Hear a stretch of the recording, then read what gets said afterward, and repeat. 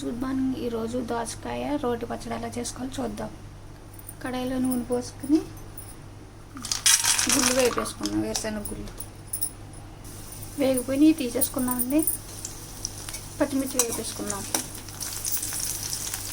టమాటా వేసేసుకున్నాం. చింతపండు కూడా వేసేసుకున్నాం. కొంచెం దోసకాయ ముక్కలు వేసేసుకున్నాం. కొద్దిగా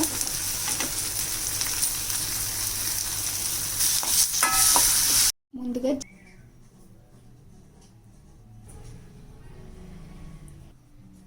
వెల్లుల్లిపాయ రెమ్మలు కూడా వేసుకోండి. గుళ్ళు కూడా వేరుశనగ గుళ్ళు కూడా వేసుకోండి. మనం వేపుకుని ఉంచుకున్న దోసకాయ, పచ్చిమిర్చి, టమాటా వేసేసుకున్నాం. చింతపండు కూడా టేస్ట్కి సరిపడినంత ఉప్పు కూడా వేసేసుకోండి. పచ్చి ముక్కలు కూడా వేసేసుకుని రుబ్బేసుకోండి.